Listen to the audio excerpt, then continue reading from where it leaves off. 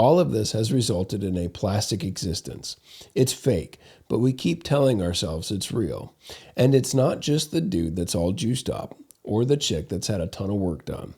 It's the millions of people living on plastic to fill their homes with stuff they don't need, to impress people they don't even like, or the millions of young adults who have sold themselves into slavery through student debt. Nobody is playing long ball and asking themselves what is going to happen when that pendulum swings back. The piper never loses his tab, and it always comes due.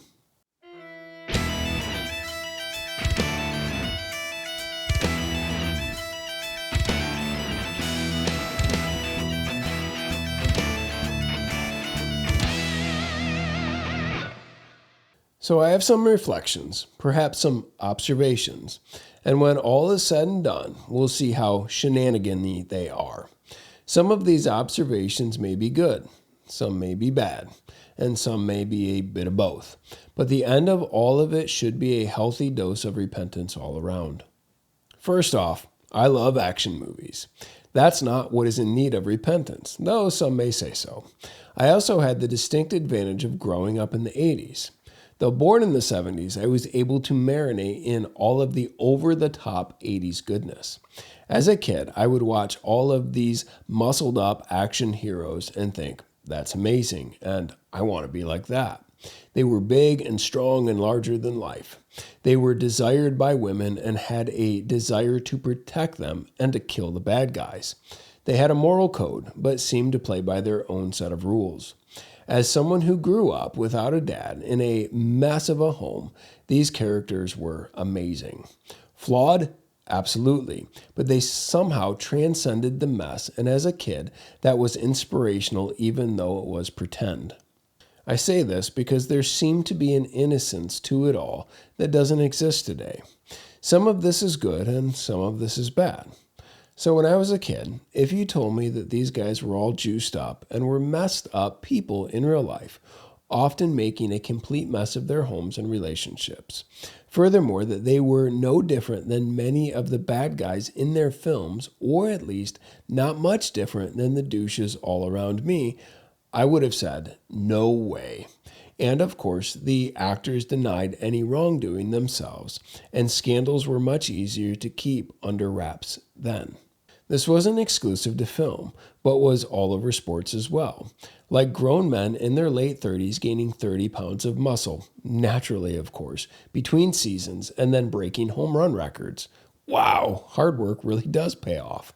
Or the women whose boobs grew 2 sizes between films and has definitely not had any work done, because that type of thing happens all of the time. True, it was all facade, which was unhealthy, but I wanted to believe it could be real. Was it unhealthy? Yes. Was it fleshly? Yes. But in some respects, there was a youthful ignorance and innocence to it all. As you grow old, not only does youth sprout wings and fly away, but so too does the innocence and ignorance that was bound to it. You see the play that is being run on you, and you are able to see behind the curtain of Oz the Great and Powerful, who turns out to be not so great and powerful. And of course, when you ride the wave of fame or success or physical prowess or beauty, it always comes crashing down. Seeing behind the curtain, though traumatic, and robs you of your innocence, is good. Lying is sin, and trying to live out that lie is always stupid.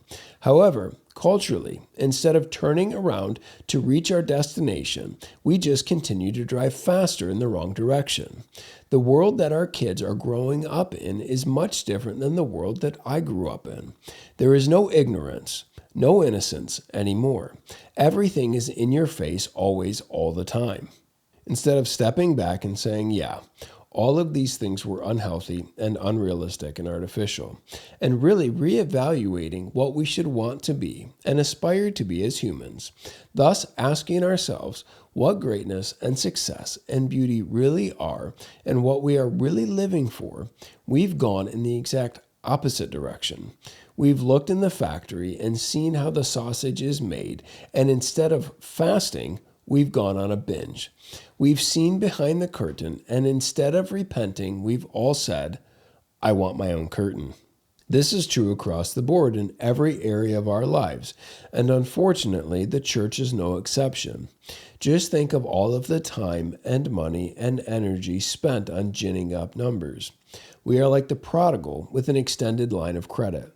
It's true, the megachurch movement isn't what it used to be, but all the same impulses are still there, and social media has just perpetuated this on steroids. All of this has resulted in a plastic existence. It's fake, but we keep telling ourselves it's real. And it's not just the dude that's all juiced up or the chick that's had a ton of work done. It's the millions of people living on plastic to fill their homes with stuff they don't need, to impress people they don't even like, or the millions of young adults who have sold themselves into slavery through student debt. Nobody is playing long ball and asking themselves what is going to happen when that pendulum swings back. The piper never loses his tab, and it always comes due. It's all plastic fruit arranged in a nice bowl, and it looks real and nice from a distance. It's all fruitless, tasteless, lifeless.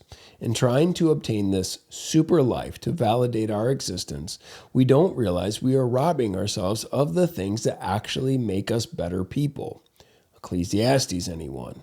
Plastic fruit looks good until you're hungry. What are the long-term effects of all of this? The more we try and achieve something unnaturally or try to tightly hold something that is naturally fleeting and passing away, the more those things will be nooses around our necks, or, if you will, idols on our backs. I bring this up because I don't think this trend is going to change anytime soon. In fact, it is very rare for someone to willingly get off this ride once it starts. That is to say, this car is going to continue to drive faster in the wrong direction until the wheels fall completely off.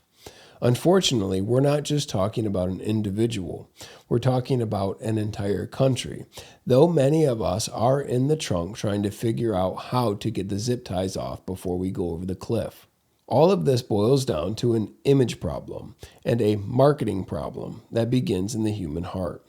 We are image bearers, and we gravitate towards and reflect what we behold. If we gravitate towards the flesh, we will produce that which is of the flesh. This may be awesome for a time, but will always be a fresh cut flower.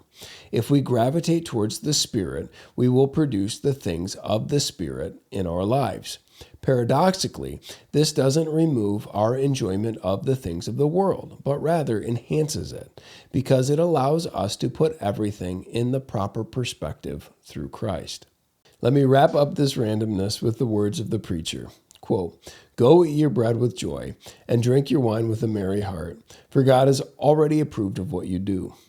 Let your garments be always white. Let not oil be lacking on your head. Enjoy life with the wife whom you love all the days of your vain life that he has given you under the sun, because that is your portion in life and in your toil at which you toil under the sun. Whatever your hand finds to do, do it with your might, for there is no work or thought or knowledge or wisdom in Sheol to which you are going." Ecclesiastes 9:7-10. Cheers.